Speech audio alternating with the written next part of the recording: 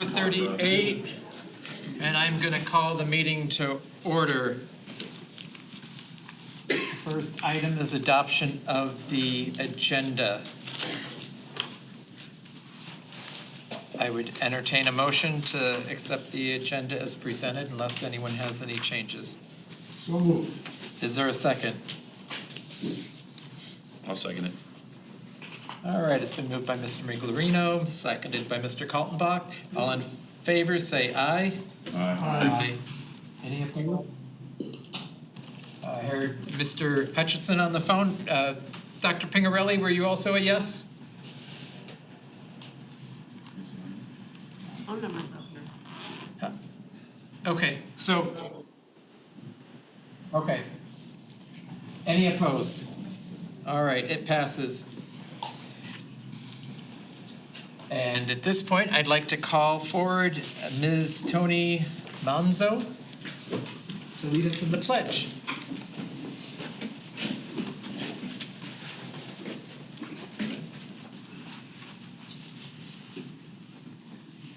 Pledge allegiance to the flag of the United States of America and to the republic for which it stands, one nation, under God, indivisible, with liberty and justice for all.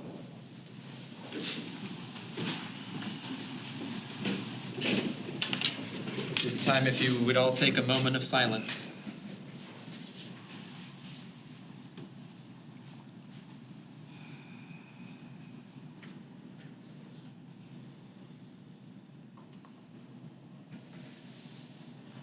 All right, moving on to item number 5. It is my pleasure to announce that West-MEC has a full board again, and I would like to formally introduce Mr. Juan Ramirez, representing District 1. And if I didn't give you any time ahead of time, but if you'd like to take a few minutes and introduce yourself to the board and the community. All right. Good afternoon, everyone. It's my pleasure to be here and serve on the board. My name is Juan, and I'm originally from Yuma, San Luis, southwest corner of the state. And I've been here in the Phoenix area for a while. Came up, studied engineering, got a bachelor's in electrical engineering, practiced for several years, and then decided to go to law school. And currently working as a personal injury attorney at Escamilla Law Group, which is down the street, 91st and Thomas. And I live like a mile from the office too, so everything's very close. I'm happy to be here and hope to do my best to serve the community. Thank you.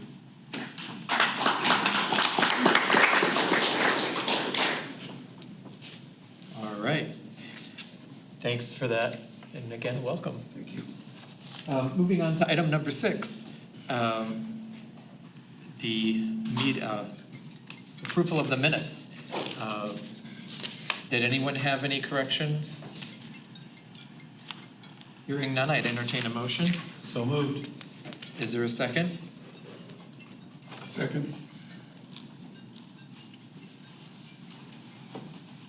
All right, it's been moved by Mr. Kay and seconded by Mr. Miglerino.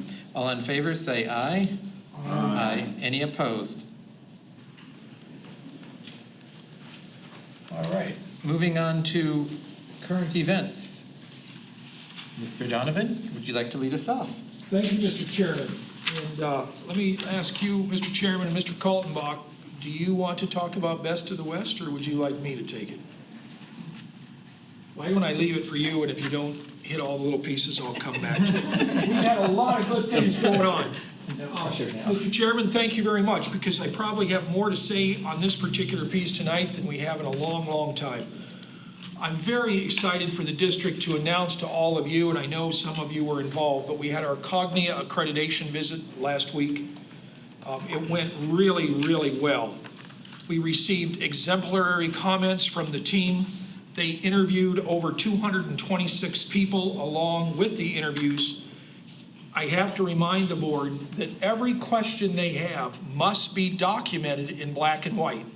They can't just say, do you follow up with these students, and say, yeah, we follow up. We have to show them all of those things. Historically, before so much of it went electronic, Mr. Straka, which would be to your pleasure, the amount of work that represents is about 23 banker's boxes worth of material. So I mean, this is a very, very thorough research documentation-based process. So on top of the documentation, they personally talked to 226 people. We just had an excellent exit interview. They thought West-MEC was a wonderful place. To put it in another perspective, 2 of these team members in the last few months have done 15 CTE accreditation reviews in the Middle East. A couple of our folks this time had significant experience in doing accreditation reviews in a CTED type environment. So they were very, very impressed. It was quite exciting to hear all of that. We expect to have the full report in about 45 days, so we're probably about 35 or so days out now. Exciting. This past week, the Alliance had another fundraiser over here at Topgolf, and between our spring bowling fundraiser and our Topgolf fundraiser last week, this year our Alliance has raised so far $62,500 for scholarships. So thank you very much for all the work on that. The state of Arizona has had an opportunity for some transportation grants. They were putting out money. Those were announced earlier this week. A number of school district, charter schools, and nonprofits were awarded some of this money. We are pleased this evening to announce that in partnership with the Dysert Unified School District, Dysert was awarded $450,000 for this transportation grant in order to buy some electric white buses to transport students from the Dysert School District to West-MEC Central campuses. So exciting that we're going to have electric vehicle. We're going to have some buses available for the first time to start transporting students. So very exciting. Just a little side note, this coming Monday, Dysert will be putting out a press release. We hope that it gets some media attention. So that was a fun one for us. As well as the board may not know that just about 3 weeks ago, or October 11th or 25th-ish or so, somewhere in there, the new automotive facility at Dysert High School was rededicated. It is a state-of-the-art automotive facility now. That was in conjunction with one of our grants and some other West-MEC money. It is just an outstanding autos facility.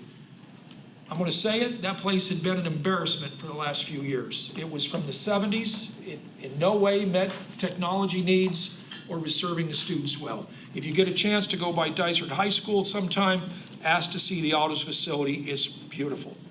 James Matthews, one of our facilities people, has been attending in the evenings our adult A&P program, Airframe and Power Plant.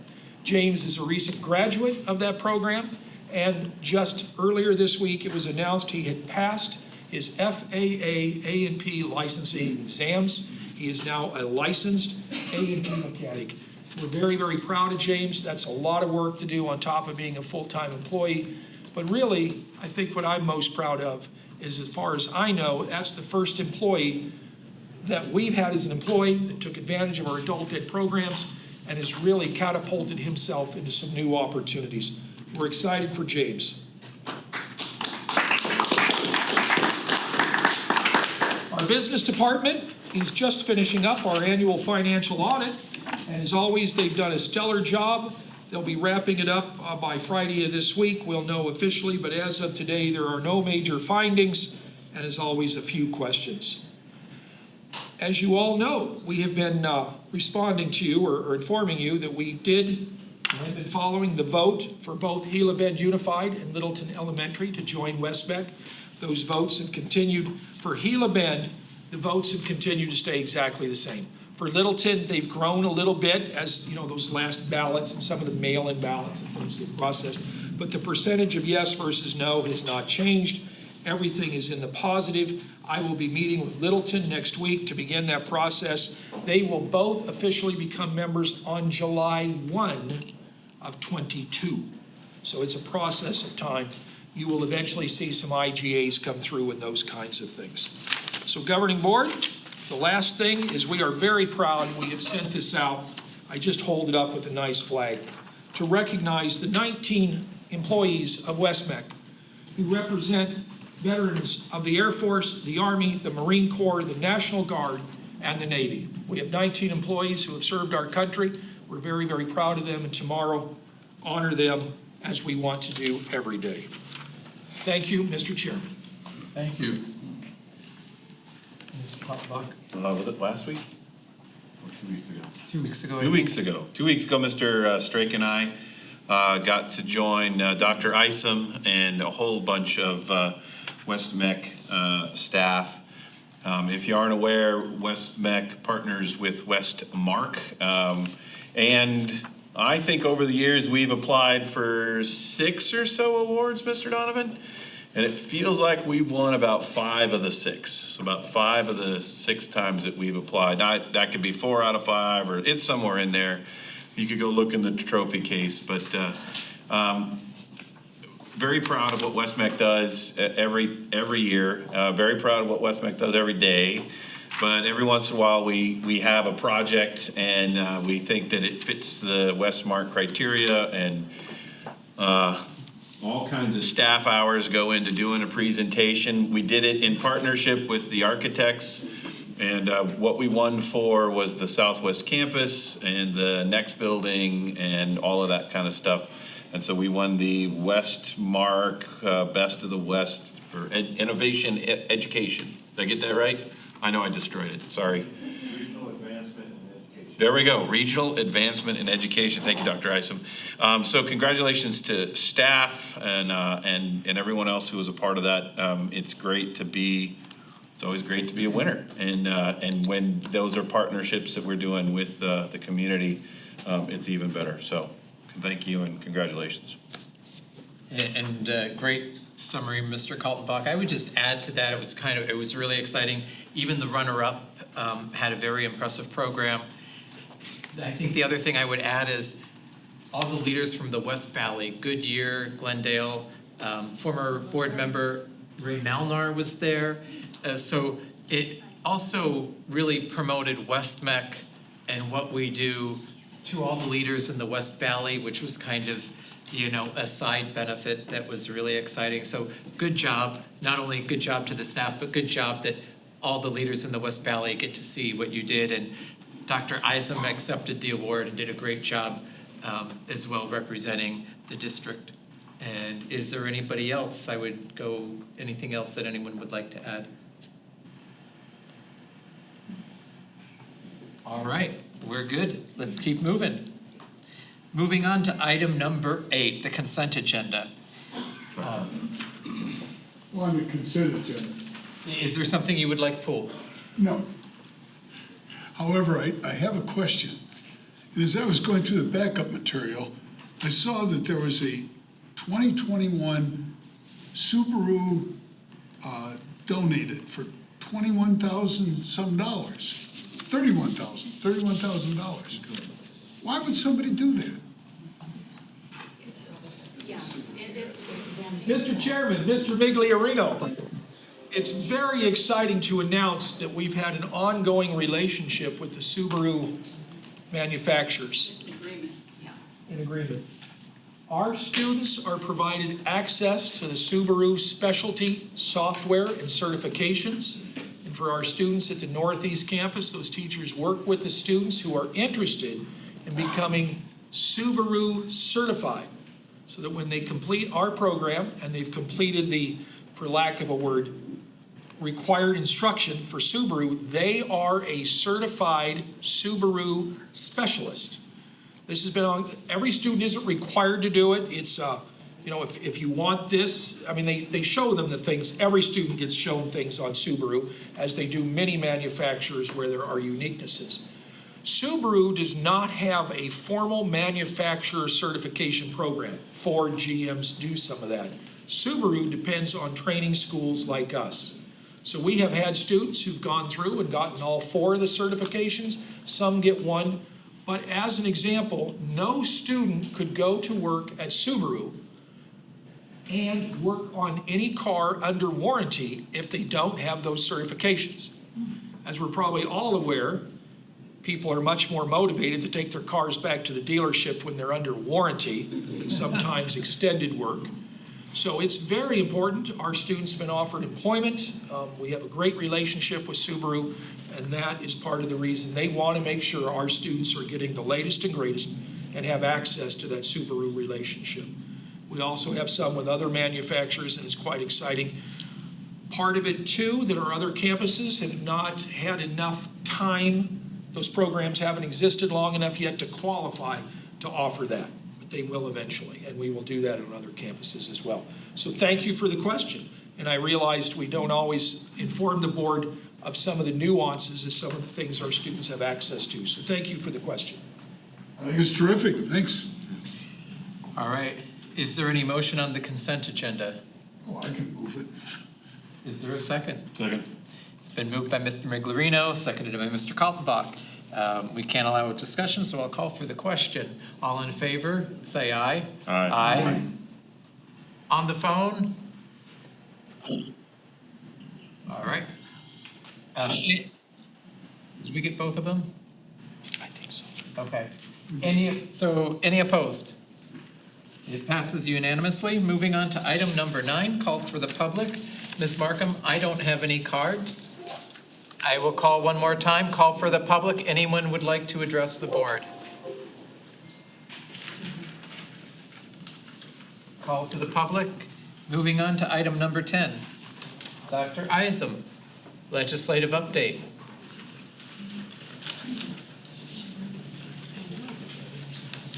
Thank you, Board Chair Straka, members of the board, and new board member Ramirez.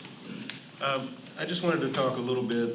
December will be here, and January will be here as well. I want to take November as an opportunity to talk in kind of some general terms about our legislature, and in some general and provide some general legislative information about the upcoming second session of our Arizona's 55th legislature.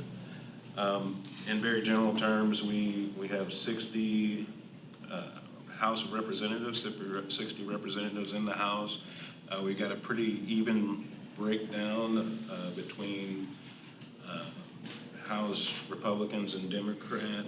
There's about 29 Democrats and 31 Republicans. In the Senate, we have 30 senators as part of our bicameral legislative structure, and right now there's about 14 Dems and 16 Republicans.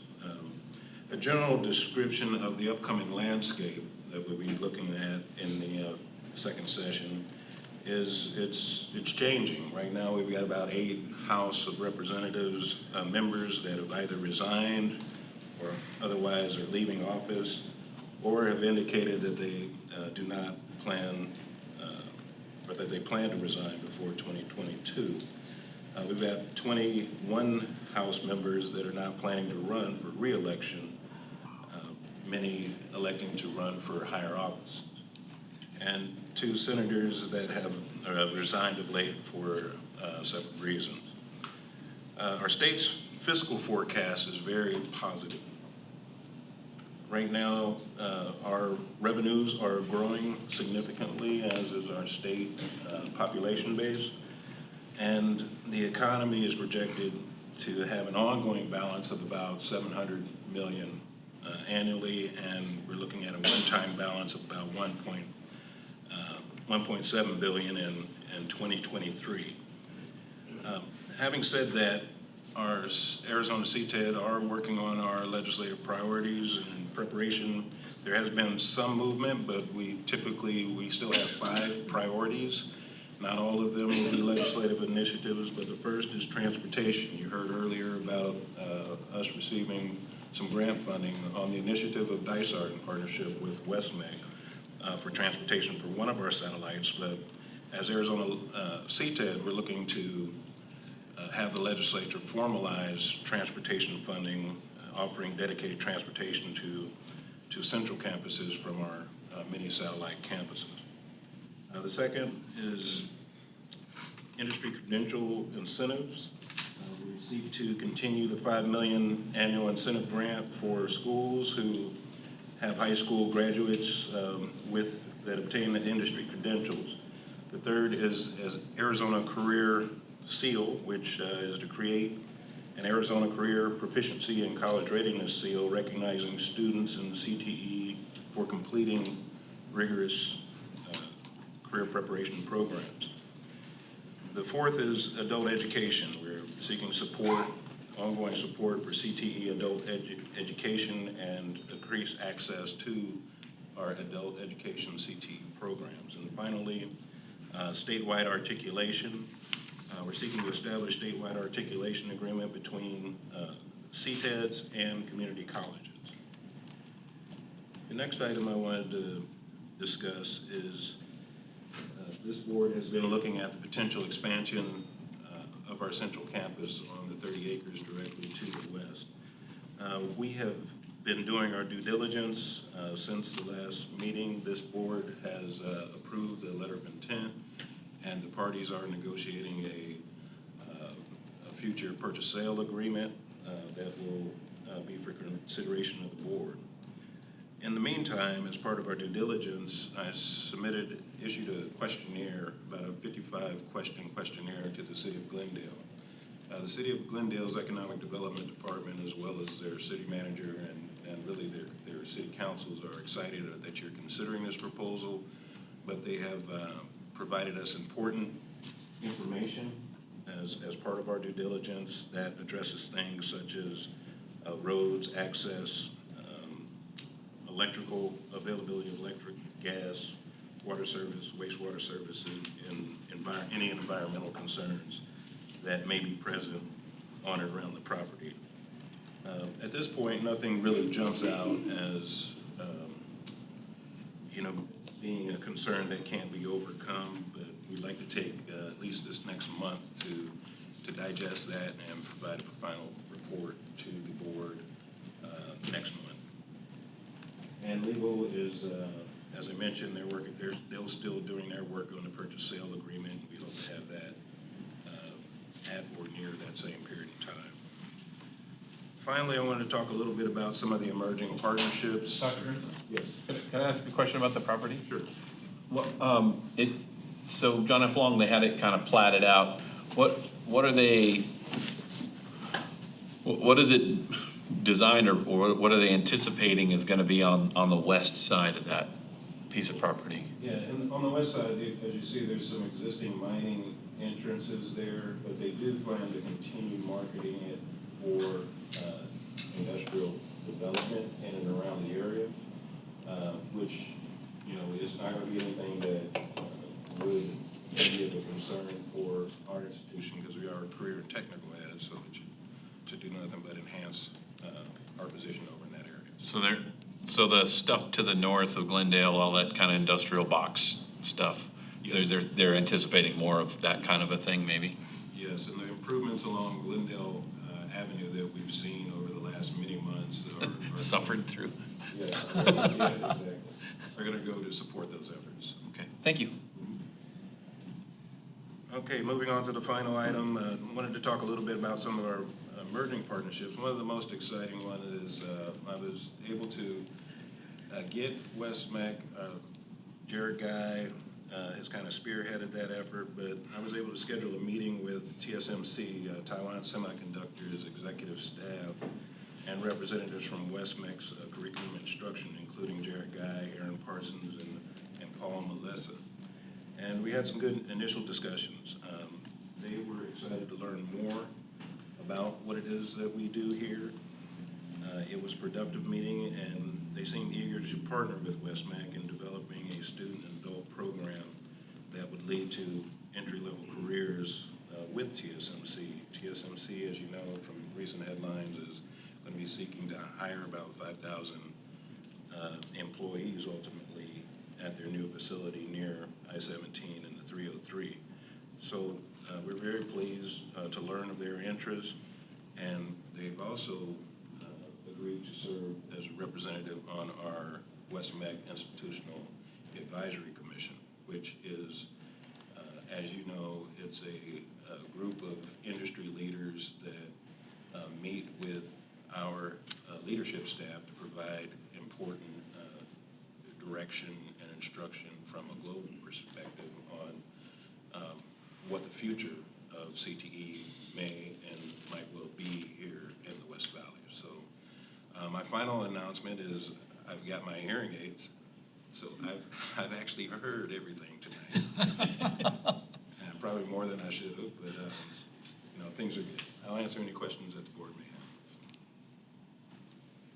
So I have a question about TSMC. Yes, When sir. do they expect to open, start You know, production? We'll probably know more. They do plan to tour our campus in the coming week, and we'll have an opportunity to kind of meet and talk about where they are. I do not know the answer to that directly, but I know that they are significantly under construction and going vertical over there. So I'd be glad to report back to the board if I get an idea of when they plan to open it. Yeah, I believe they're the largest semiconductor builder Yeah, in the world. It would be a great opportunity to build a good relationship with them. Yeah, they are, and I read this morning while I was half asleep that it sounded like there's an emerging partnership with the next, there were always one or two, so the top two are partnering to build another large manufacturing facility to help meet future needs. So it's an exciting time for TSMC, and they're seeking to overcome what is a perceived international semiconductor shortage. Thank you.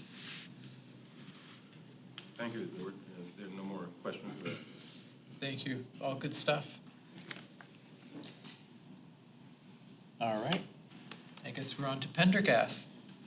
I'd like to invite Ms. Amy Christopher from Pendergast and the team.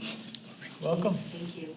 Chairman Straka, esteemed members of the board, Superintendent Donovan, and members of the audience. I'm very excited to be here tonight to share with you an update on our work utilizing funds we received from West-MEC within our district, in particular to benefit and support our students in junior high. And the first thing I wanted to share with you this evening is our profile of a graduate. Our superintendent likes to share this is the North Star for our work, and it's important for us to talk about it. We're a K-8 system, but we need to start by thinking where our students need to be as they leave the educational system. So they spend more time with us than they do at high schools or in other systems. And so in December 2019, our stakeholders came together collaboratively. We developed this profile. And so when we make decisions, including how we use our West-MEC funds or our school improvement efforts, this is the grounding piece for us. Are we developing these skill sets with our students to ensure they're successful in the future? Working with West-MEC allows us to do that. The goals that you see on the screen, I believe, align with our profile of the graduate, and there's specific goals to ensure that we are moving our students forward. You'll see our first goal is expanding those career options, their understanding of those options in technical and scientific fields. Second, we are being very specific, intentional to want to partner with you to track the number of students that are taking CTE coursework through West-MEC. We know they're going to a high school system in between, but we feel that's important work and we need to know that. And then number three, increasing project-based learning opportunities. And that is a focus in our junior high, but that is a system-wide focus for us in Pendergast K-8. And the fourth goal is to provide our junior high students with the opportunity to fully participate in STEAM-related activities and to deepen that every year.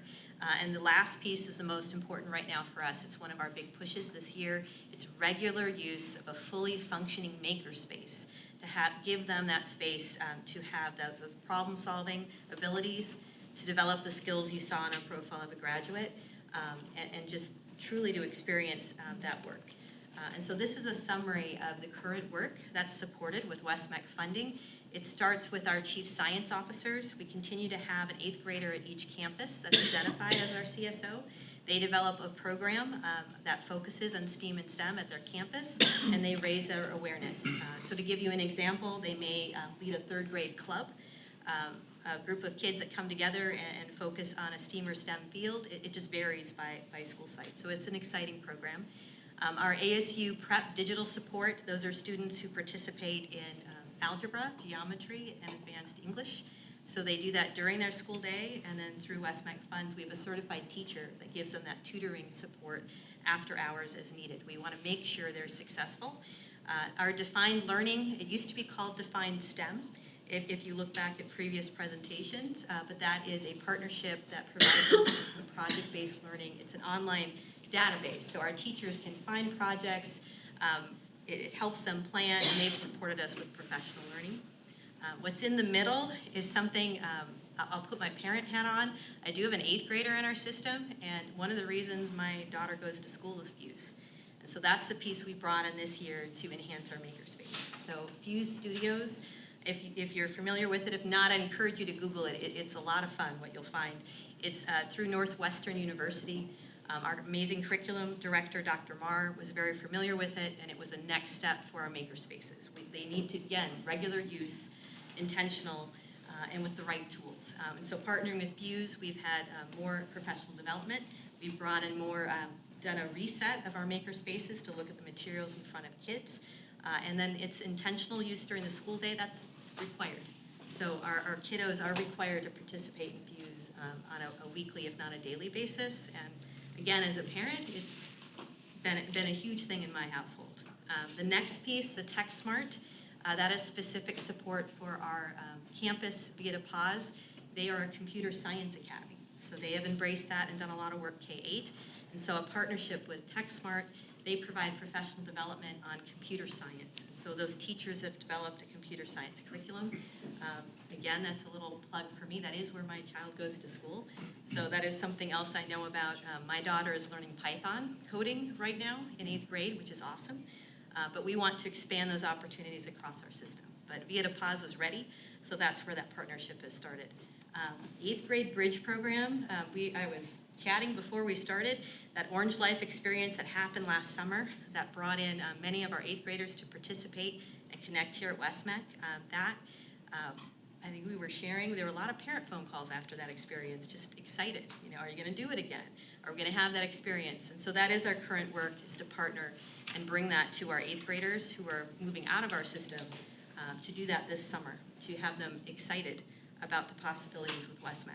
And then additionally, professional learning, always focused on STEAM, and then field trip opportunities as they become available. We want to make sure we fund those for our kiddos.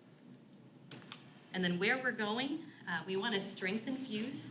So just to assess where we're at, we're going to continue to deepen that. We're developing a CSO of the Year Award, so to truly recognize what students are doing and to celebrate them.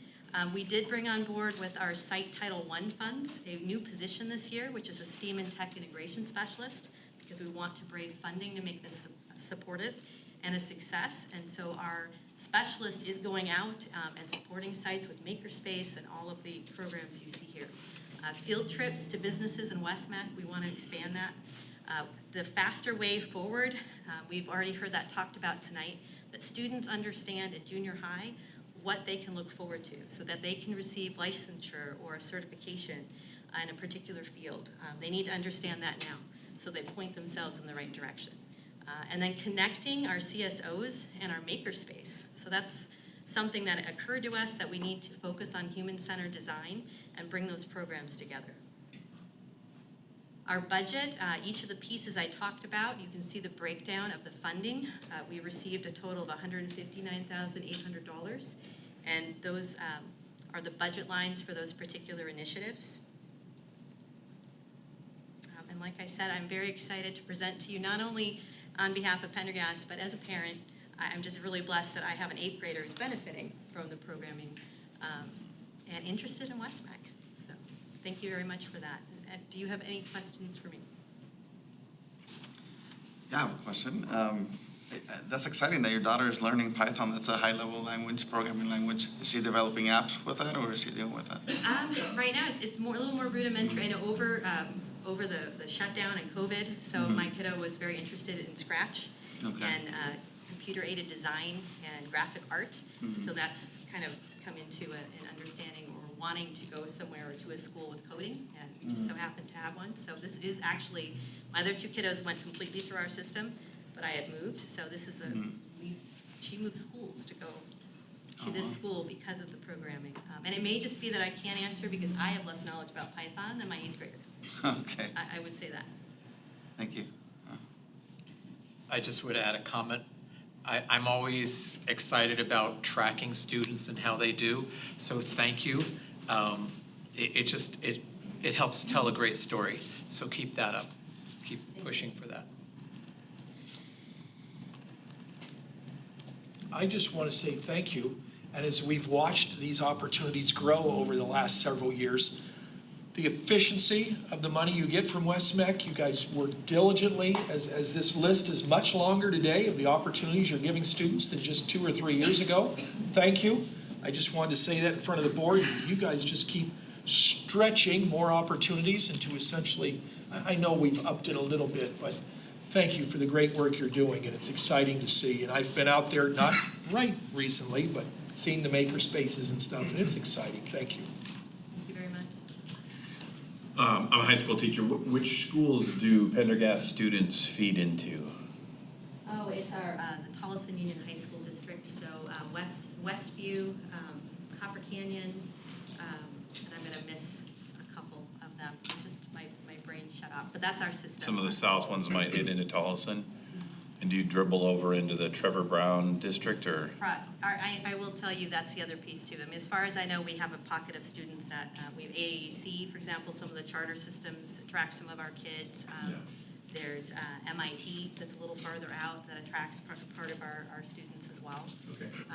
I mean, and I'll just be transparent about that, like with my own kiddo, that's the two pieces that have similar, it's West-MEC and talking about that, and that's where I'm as a parent hungry for as much info as I can get to my 8th grader, because I can decide for my child. I have 2 older kids. It doesn't always go very well. Like, they need to be engaged and pick. But I think the system that our kiddos are picking between would be that Maricopa and MIT that has similar offerings.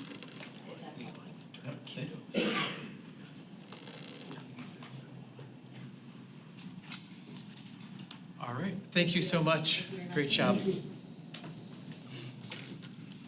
All right, it's like one of those infomercials. Get one for free. So tonight we also get Wickenburg to come and talk to us as well. So Ms. Rose Garcia, welcome back. Thank you. So good evening. I'm very happy to be here. So I wanted to go ahead and start highlighting some things about the district for you. We have 7 programs. 2 of them we started last year. They're in their 2nd year. And I wanted to also point out, West-MEC makes such a difference in us being able to do these things.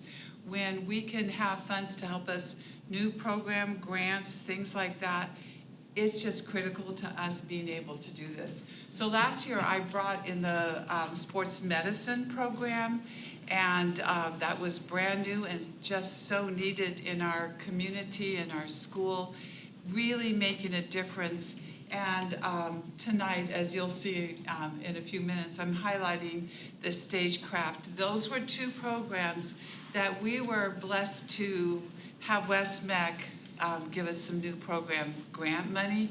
It just makes all the difference in the world. Your CTE grants, you can't purchase textbooks, you can't get a lot of the different things that we really, really need to lay a good foundation. So anyway, I just wanted to start off by saying thank you to West-MEC, because what a difference your funding and your support makes.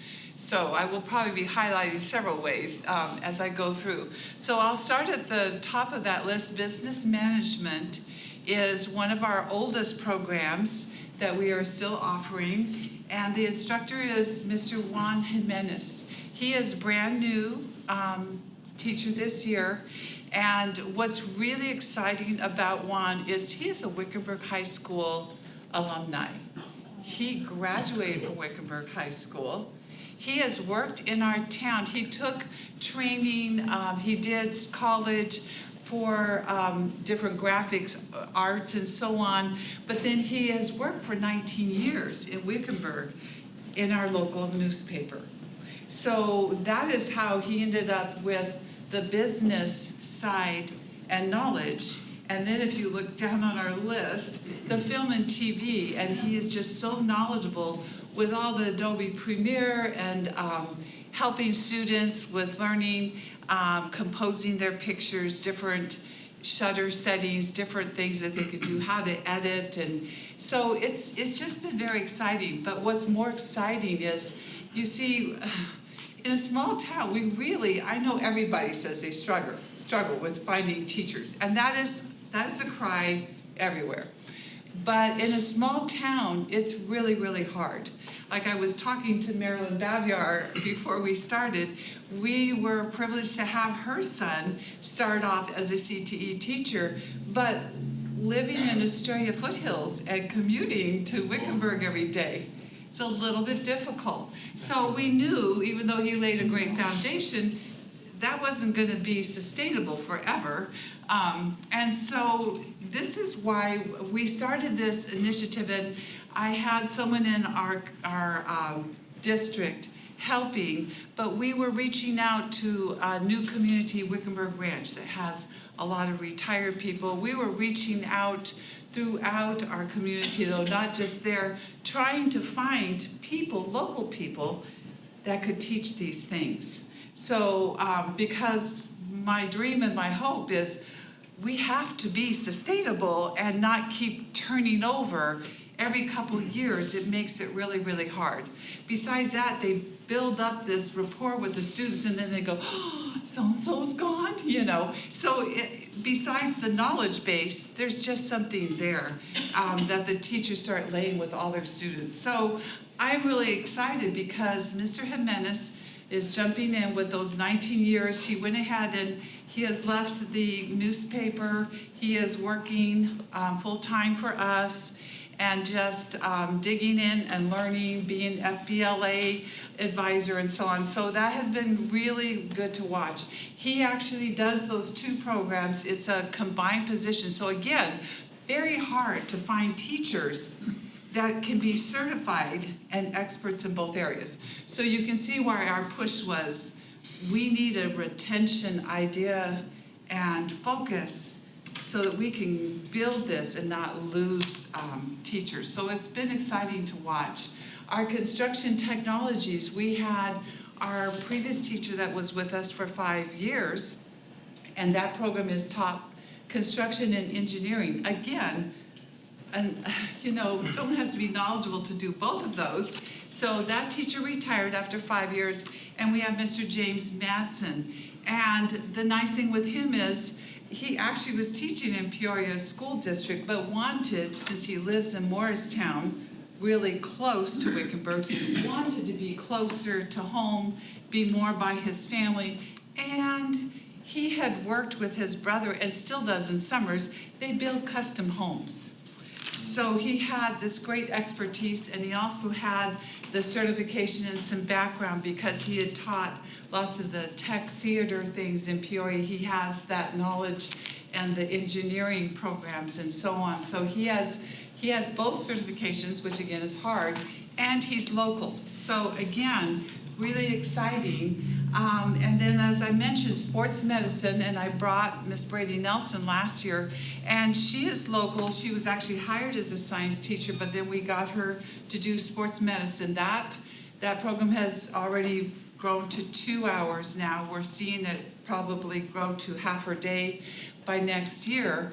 And she is local, moved here, but she's a roper. If you know anything about Wickenburg, we're all into our roping. So anyway, she is there too, and very local, and that's been exciting. And then stage production, Miss Susan Baker, that will come up in a few minutes and explain some more of their program. This is her 27th year with Wickenburg School District. So she has already been a veteran English teacher for us, has taught some theater, but she also has taught on the side for our, and worked on the side, for our Del Webb Performing Center, and she has that expertise. So you can see our focus is what we're trying to do is not only build great programs, but have that local focus. So I just wanted to mention that as I go, oh, that is really small. That's not probably going to be good. So the top color in that chart is this year. We have had some lower numbers, and some of that, I'm just going to go ahead and probably go to the next slide. I apologize, that one was really hard to see. But if you can look and you can see Wickenburg itself, we're not becoming smaller, but we are, as schools go ahead and they're starting their own high school. So Natterburg School District, slowly building and has begun their high school. There's different places. Some of the kids that were way far south in our district going sometimes to Dysert. So we have been fighting the declining enrollment. And I guess probably what I'd like to point out here is just the fact that, this year we have 63% of our students in a CTE class. Now, if you look at my chart there, the only time we have had like 67%, a higher number, was when we had 595 students. So you can see what's happening is we are building, we've added some more programs, and we've got student interest into these programs. There was community interest in having them. So we've been really glad to see that. That is critical with all of our CTE stuff. Also, I did want to mention before I move into Stagecraft and highlight that program tonight, I wanted to mention that we do have 10 students in the district besides that drive down for a West-MEC class. And that's real dedication because, as you know, I mean, if they drive down to the Northwest campus, which 7 of them go to the Northwest campus, 3 go to the Southwest campus, 303 down to I-10 about, it's a long drive for them, and yet they were so thrilled to get the spot. I had to tell them, there's only room in Southwest, and they're like, I'll take it. And they've done it, and they've done it well. So I'm excited always to see that, and I know Superintendent, we talked earlier, but he's gonna go to the Wickenburg board meeting another week and talk about the programs and our students and the certifications they've learned, and down the road how they are using these skills. But I have seen it for years because I've been CTE director for 6 years, but I worked on the West-MEC placements way before then, probably 4 years before. So I've been doing those about 10, and I have seen amazing things. So I just wanted to say that too, because we're so small, we can't have those kind of facilities. We're just too small. But we've had students go to aviation, we've had them do diesel, we've had them pretty much participate in medical assisting. I mean, I could just name them all. Coding, you name it, they've done it. And so, and most campuses. Yes, did you have a question? Yeah, that 63% is currently. That is our current number, and I didn't count the West-MEC kids in that. How many of what percentage of your graduates have taken a CTE course at your school? I would have to crunch that number, but I would say that most of them have taken, just because I work with the career and college, it's the CCR, I report with the principal, and so we actually go through and look at every single transcript and I highlight them. And most of them have all taken a CTE. Now I will say, sometimes to my heart's dismay, they haven't maybe completed a program, especially, to tell you the truth, through COVID. I just cringed every time I saw them dropping something. But most of them have had CTE at least the 1 year. There are the rare exceptions that have only had fine arts, which is fine too, but that was their area. We see where most of them have had it at least 1 year. Now, of course, my goal is for them to be a completer through that program and really earn those industry certifications and, have even an internship out and so on. Right. But yes, I would say, just because I couldn't tell you the exact number, but I will say that it is definitely a majority. Yeah. Okay, so. I have just a question on the Yes. numbers. I see there was the drop in COVID and it's recovered some. Yes. And that's maybe more from Mr. Donovan. Are a lot of districts in that where there's enrollment is more than 21 but less than 19, 20? Okay, More than More 2,000? than, yeah, so more than the previous year, because the Uh-huh. 487 is above the 422. Right. But it's significantly less than 1920.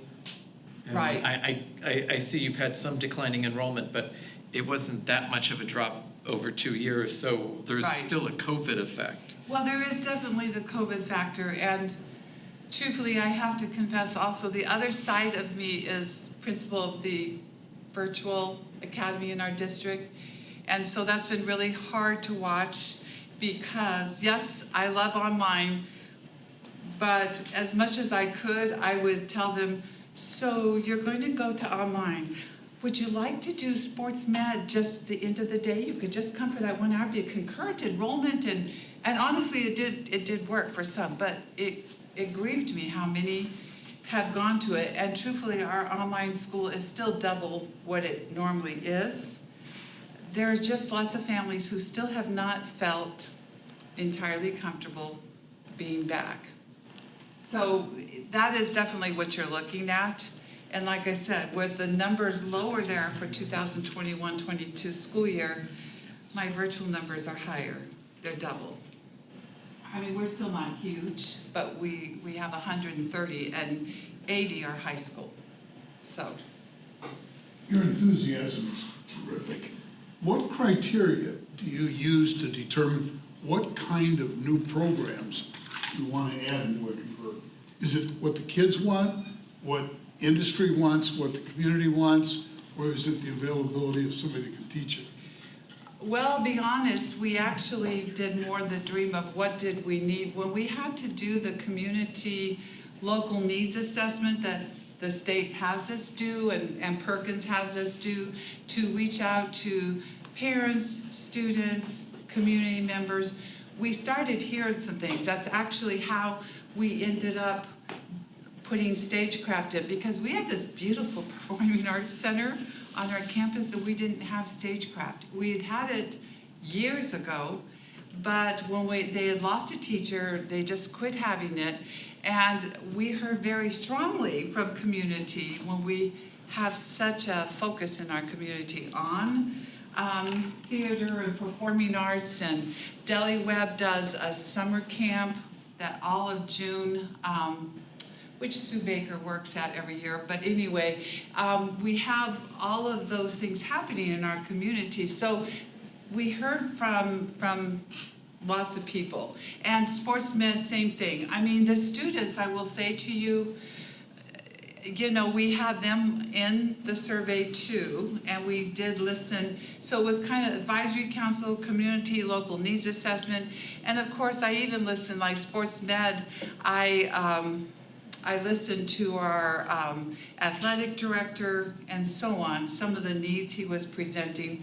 And truthfully, when I interviewed that science teacher, because I'm the one who hired her 3 years ago, that was one of my questions. Hey, if we do sports medicine, are you willing to jump and do that on the side? So we definitely have, because I knew there was a need and I had been hearing it for several years. So it is kind of a combination. I will be honest, it's not probably driven as much from just student request as trying to do it formally, where they kind of all have that access to give us input. So anyway, all right, well, let me, I'm gonna go ahead and bring up Sue Baker then. And Sue has worked for our district, like I was saying, I had to say to her again, how many years? Anyway, 27 years, so English, has worked a lot in all of our English departments, initiatives, school improvement things, and so on.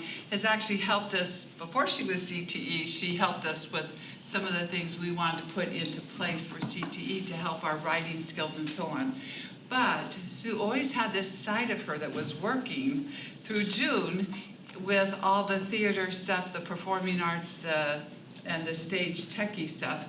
So, so yeah, we recruited her again.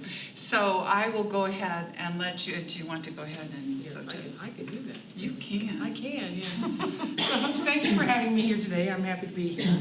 Yes, I've been with the district for 27 years. I've done everything. It's in a small school, you do everything. But I always worked with the after-school drama program, and I did the technical side, among other things. So I was the costumer, I was the prop person, I was the light person, the dramaturg, everything.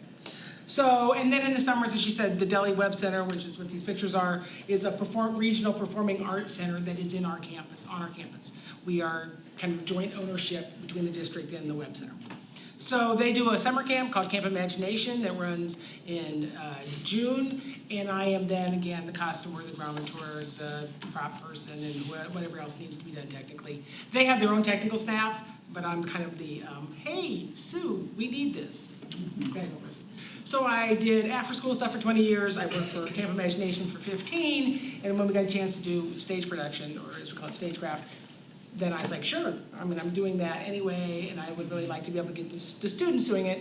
We had done it in the past, and then when we turned over teachers, we lost that program, so we wanted to bring it back. So this is where it all ends. Kids on stage, beautiful set, costumes, all that kind of stuff. Where it begins is stagecraft, which means everything that has to do with putting on a show technically is stagecraft. So all the sets, all the makeup, all the lighting, costumes, props, sound, all that, each one of those topics has to be discussed in a stagecraft class, which can make it kind of fun, because those are things that we actually do. Within each one of those topics then, we have design level, so designing of sets, designing of costumes. We have construction or production of them, of the same things. And then we actually have operating. So, so each one of those, once we've taught them how to do each one of these topics, then we have to teach them each level of those topics. It's lots of fun stuff to do, and I love it, so it's great for me. The first thing I wanted to show you, and so most of these are just pictures of things that we do.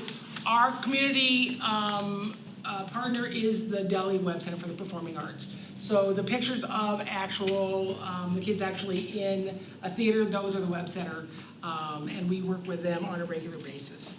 So we take them over to the Web Center. The students are actually working our fly system, so that's what moves set pieces up and down, lighting up and down, those kind of things.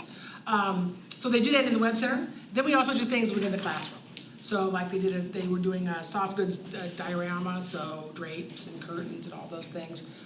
Because modeling for set design is a big deal, to learn how to make models. So we're starting with something simple with them. This is Stagecraft 1.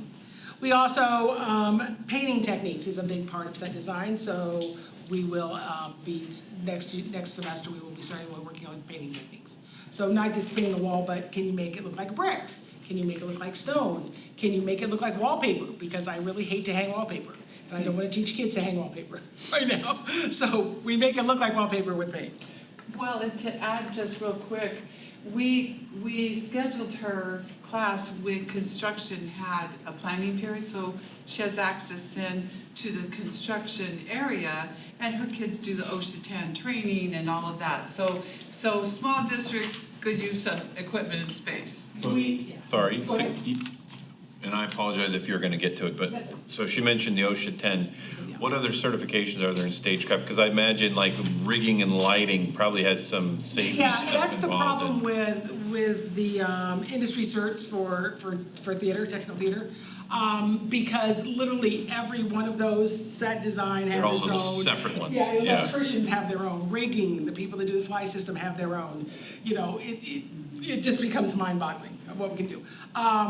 USIT, the United States Institute for Theater Technologies, is actually putting together a high school certification thing, testing. They're in beta testing right now.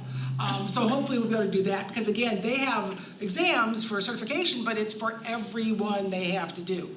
So costuming, props, there's no way we can do that at the high school level. So right now. So right now we use OSHA 10 just for our safety. Just OSHA 10, and then ADE has a smattering of all these other little ones that you can. And even ADE is trying to figure out. Right. Yeah, we go ADE from lists there. that is Yeah, OSHA's 10 the one they ADE's list right now. certification for now, that's their. Yeah, because it's on really, their it's list. just, it's so mind-boggling. Right. And each one is so in-depth. Right. That even in 2 years, I can't get enough for, I'm not gonna teach them how to be an electrician.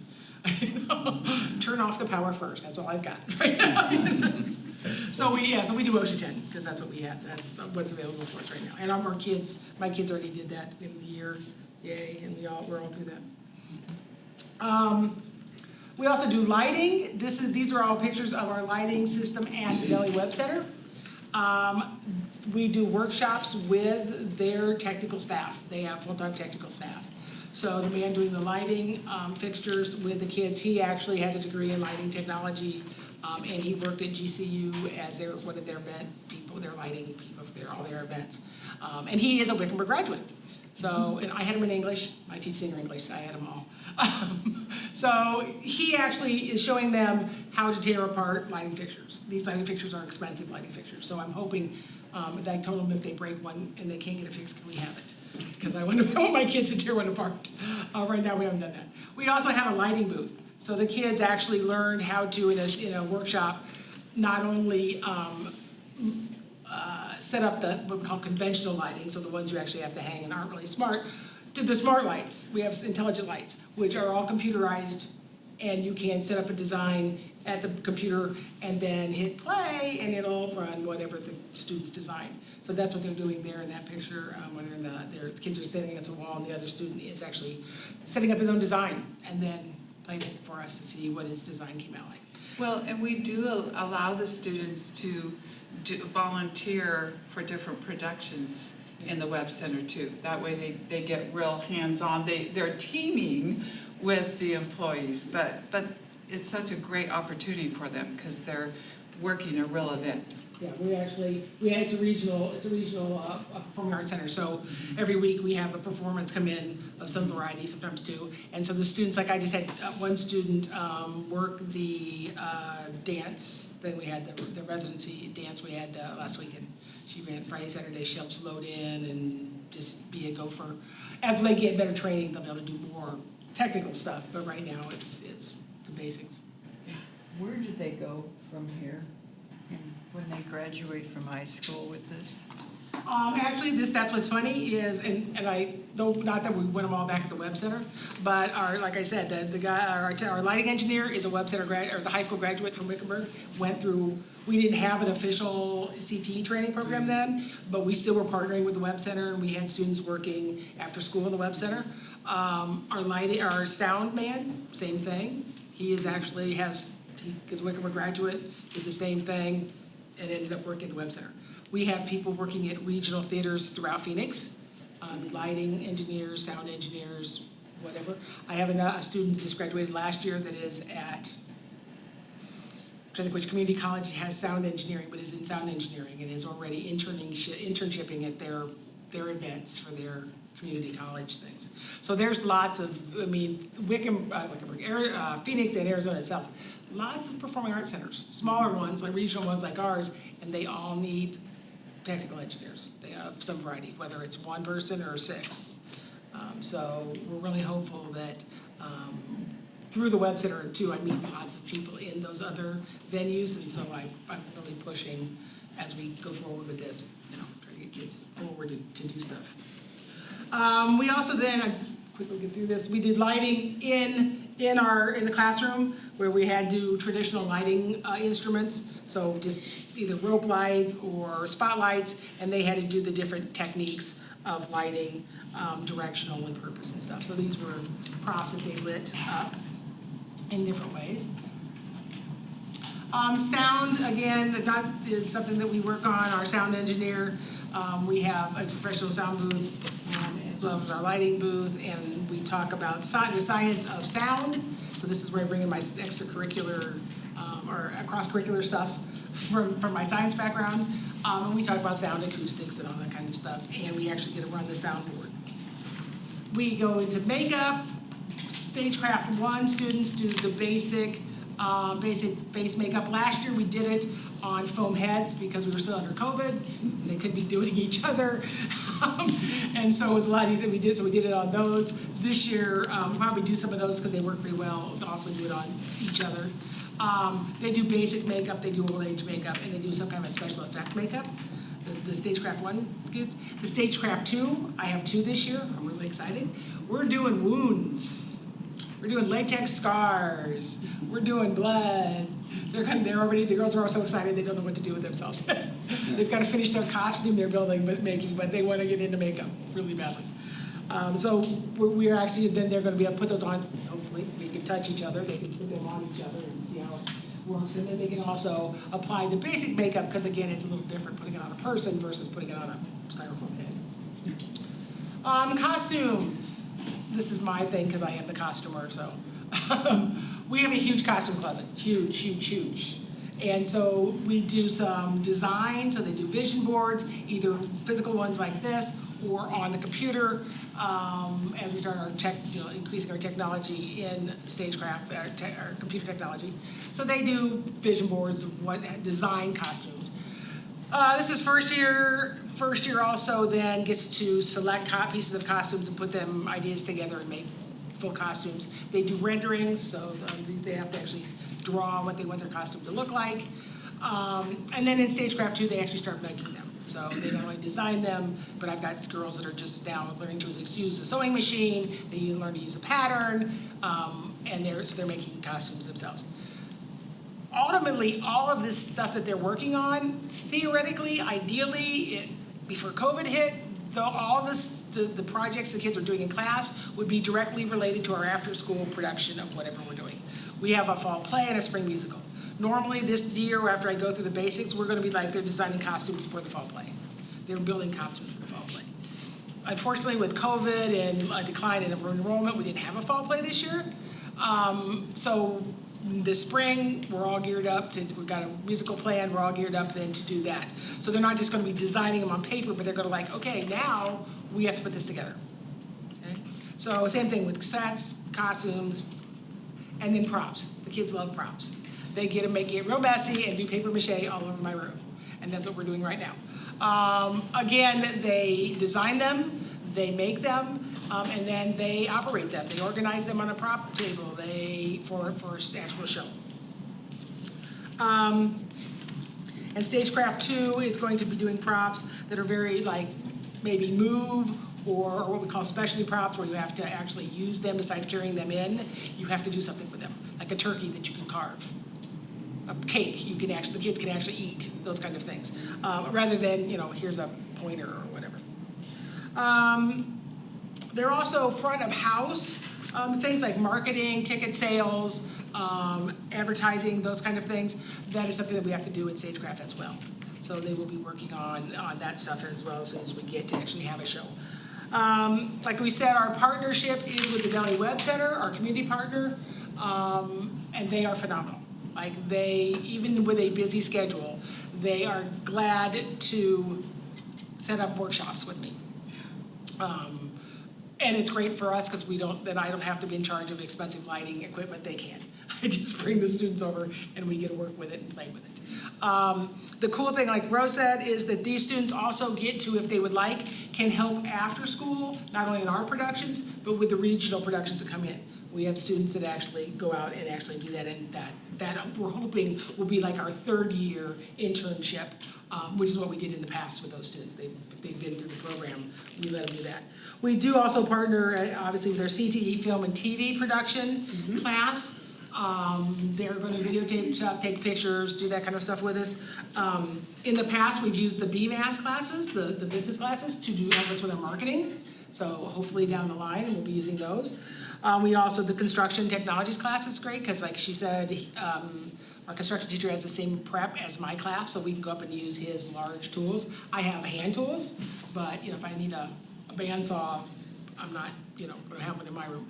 Unfortunately, at this point, we're limited to a room that is a workshop classroom. So we took carpeting out, it's concrete floors, we can paint in there, but we have to move all the tables and chairs away to paint or do anything, and then we have to move it all back if we want to do class stuff. So it'll be nice to be able to actually go up there and work in the construction class and not have to move stuff around so that we can keep working. Our CTSO is the thespian troupe, or the International Thespian Society, which we've had a troupe for many years. But we're really excited to then get the students to come in for that. And through the thespian troupe, we do a lot of community outreach and volunteer or things, we're actually starting an outreach program concerning our thespian troupe with the lower grades to get them involved in theater. Because a lot of them go to summer camp, and then we lose them between summer camp and the time I see them in like 9th grade. So we're hoping to do some outreach to get them to keep thinking about theater and then coming and doing technical stuff. So we're gonna do that. And just last but not least, that idea that ideally, when we get done with all this, my goal in CTE is to have as much technical theater aspects done by the kids as can possibly be done. So that would not includes all the design, the construction, and the management. So we have work crews, we have technical crews, so we have lighting crews and whatever. We also have the stage managers, people that run the show, the students who run the show. We have just stage manager and assistant stage manager. That's student done as far as I'm concerned. I personally, really, I tell them either as the director and the technical director, I'd like to be able to go, it's show day, I'm done, thank you very much. And I can go sit in the audience and they're gonna run it. Now that scares me a little bit because I'm a control freak, but we do it at summer camp a little bit with younger kids, so I'm sure we can do it. And we've done it for years with our older students too. So that's our goal. The other thing that we're planning to do is more technology in our planning. So SketchUp is my next, and Vectorworks are my next 2 software programs that I want to learn so that we can then start doing design rather than a paper pencil, but on computers. It's our stagecraft classes in a nutshell. Do you have any questions? As you can see, I don't know if you saw, again, those pictures of that Performing Arts Center, and our campus was built and designed to have it right there.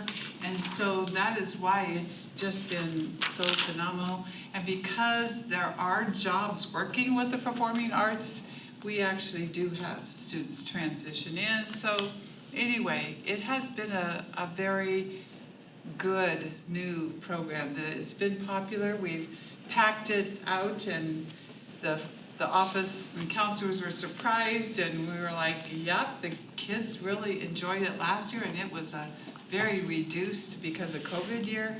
So this year she ended up with, 3 times the amount. The number of students. Yeah. So 3 times the number of tools. yeah. So thank you for your funding, because 3 times the number of tools, 3 times the number of everything. I had some, but I didn't have enough. So the funding was wonderful, because I could actually get enough tools for everybody to use.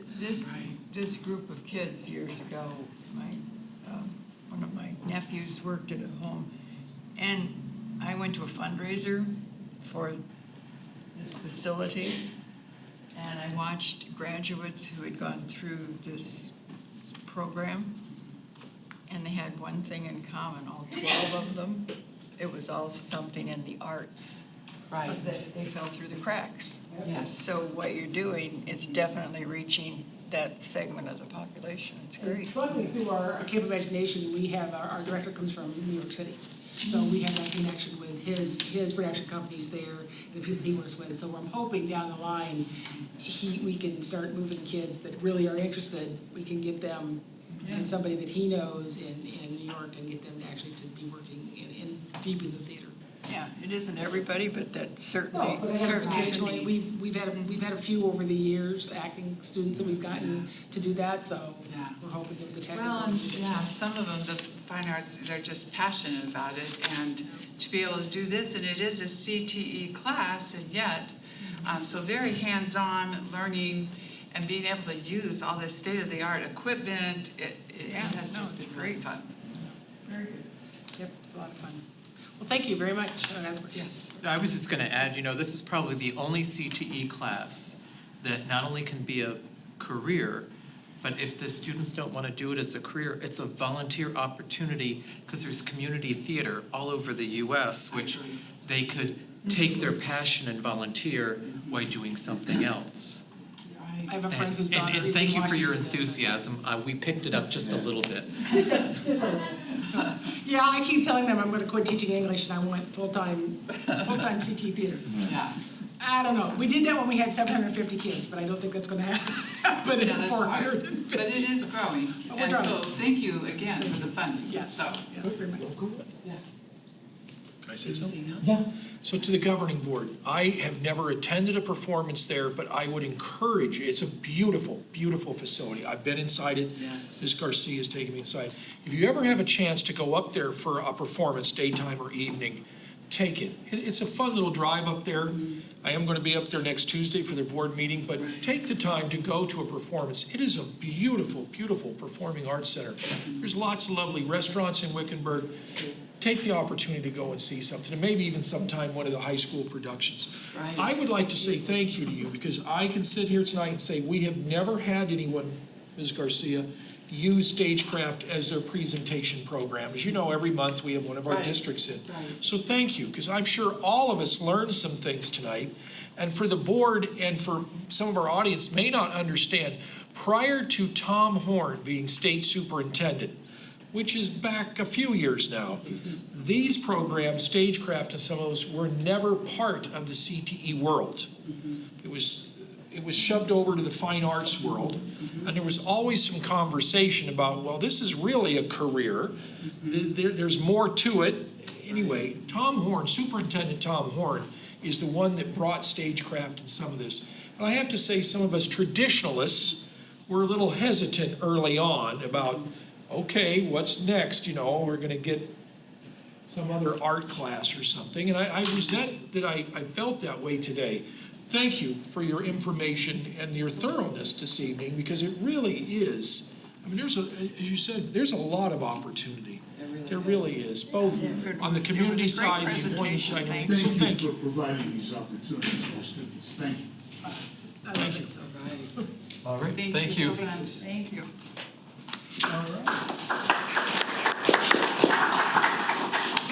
Moving on to calendar of events, you can see there's one conference left this year.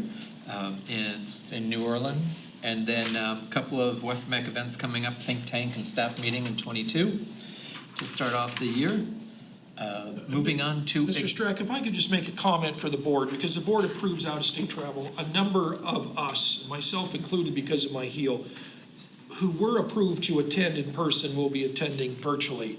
So we've had 2 or 3 people for a number of reasons who we have backed off in the actual expense of sending us to that conference, but we'll be attending virtually at no expense. Are they able to, with the hurricane, still do? They are still having it in person. The city of New Orleans has some quite restricted COVID restrictions, which is less fun, but just a number of reasons, some of the programs and stuff have gone virtual and those things. So I just want to let the board know that we are not sending as many people as previously approved to that conference. All right. Future agenda items.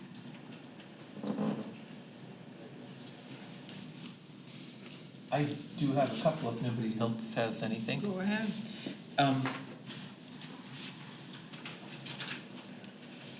Just looking at my notes because I wrote them down and I took off my glasses.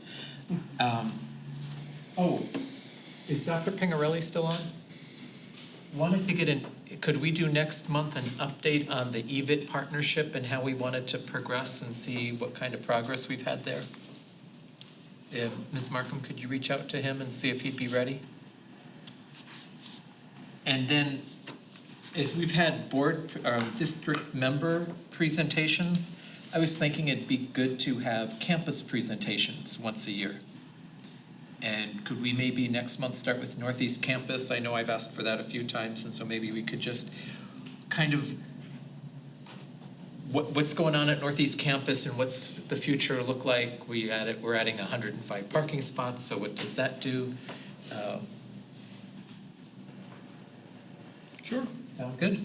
Chairman Straka, if I could build on that, a while back, the superintendent indicated to us that all the growth we talked about with the Taiwanese factory and Buckeye and well, I forget, there were a couple up around the northwest area. You know, we're going to be in competition for land with other school districts. They're going to put in hundreds of thousands of homes. School districts are going to have to build elementary schools. They're not going to be putting in homes anytime soon. TWSC has the concrete locked up for the next 4 years. All the builders are on a limited concrete supply. They're talking 2 years to build a new house. But We're far better to buy land today than 2 years from now. We talked about it up east, up in the north, Yeah, I know by Lake Pleasant. Dr. Isham probably isn't looking for more work, but I'm just thinking out that, Superintendent Donovan was correct. And I just think there's gonna be a tremendous need for schools from that 303-17 corridor all the way down to Bell Road. Maybe as far south as, Once the prices go down, we'll jump on it. Good luck on that. well, what is it now, Yep. 350 for an average home? 350, where are you shopping? Oh, land, oh.